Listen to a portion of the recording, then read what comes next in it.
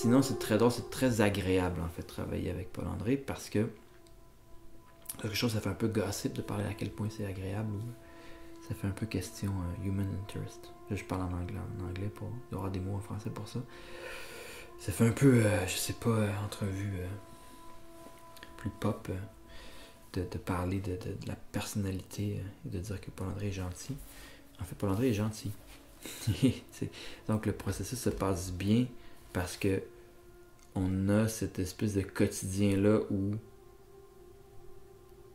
on se voit, puis là on se jase pendant, qui s'échauffe pendant 3/4 d'heure pour être certain que là il est prêt.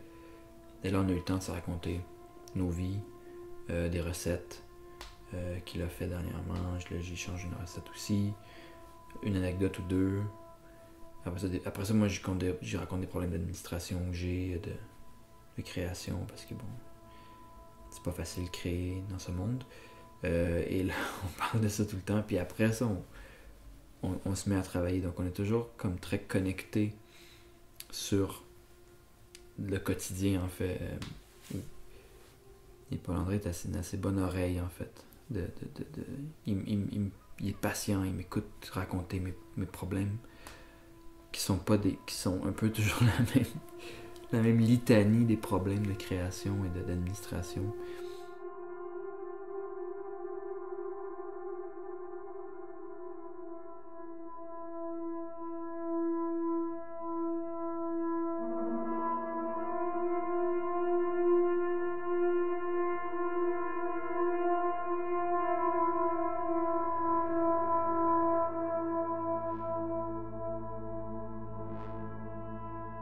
Paul-André, c'est comme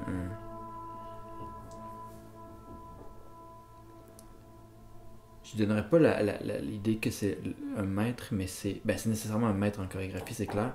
Pas mon maître à moi, mais je dirais comme une espèce de... Moi, je l'appelle toujours le patriarche, parce qu'il a cette espèce de calme et d'autorité. Il n'est pas du genre à parler de haut ou à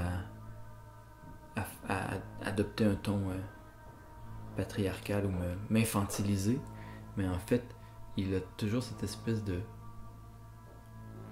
ton calme et d'expérience qui lui donne cette espèce d'aura de connaissance et aura d'expérience. Et c'est comme ça commande un respect de cette expérience-là de scène. C'est ça que ça représente pour moi, cette espèce d'immense expérience de scène. Et Paul-André, pour moi, de l'extérieur, avant de le connaître bien, pour moi, il était très sérieux. C'est un monsieur très sérieux, avec un peu austère même. Parce que je peux me représenter ces pièces et lui qui danse. C'est toujours très, très poétique, abstrait, simple, et en même temps qui appelle la contemplation, la concentration. Donc pour moi il était comme ça, mais là maintenant que je travaille beaucoup avec lui, c'est un clown en fait, Paul-André Fortier. Il est toujours en train d'avoir quelque chose à raconter, qui s'est passé dans je sais pas trop combien d'années. Depuis je sais pas trop combien d'années qu'il met en lien avec, je lui raconte quoi que ce soit, puis il y a toujours quelque chose qui dit attends, je vais te raconter quelque chose. Puis là, c'est toujours une espèce d'histoire qu'il a vécue.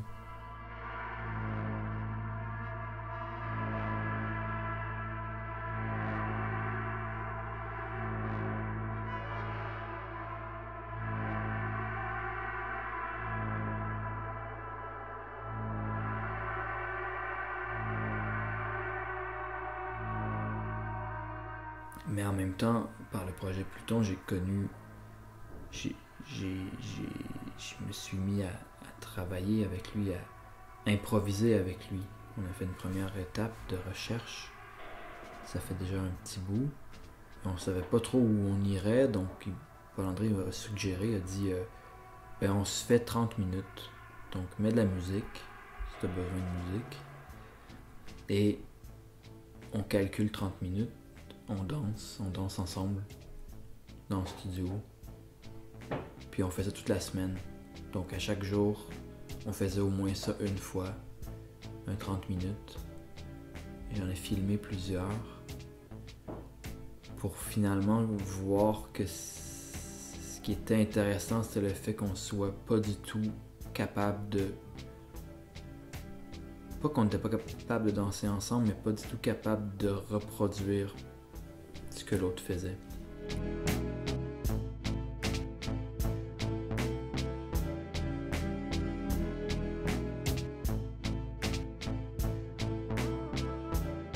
Ça serait une autre affaire que je pourrais dire sur Paul-André, c'est que c'est quelqu'un qui a la répartie, quoi. Et donc parfois, ces anecdotes sont souvent les moments où est-ce qu'il y a eu une bonne répartie dans une situation, puis là il raconte avec une certaine fierté, un peu comme fier de son mauvais coup. Et c'est ça. Et pour moi, c'est pas ce qu'il représente, ça, c'est comme la face cachée de Paul-André Fortier. Mais ce qu'il représente est quelque chose de très, comme je dis, c'est le patriarche de la danse. Je l'appelle Sa Majesté, pas devant lui, parce que ça il le prendrait pas. Non, des fois, je lui dis, moi je t'appelle Sa Majesté. Mais pas parce que, pour moi, c'est pas pour me moquer de lui. Je dis Sa Majesté, c'est parce que quand il est sur scène, il est pas capable d'être autrement que majestueux. Donc à partir de là, c'est comme, je travaille avec quelqu'un, puis je fais, bon, ben là, il est majestueux, bon, comment on va faire?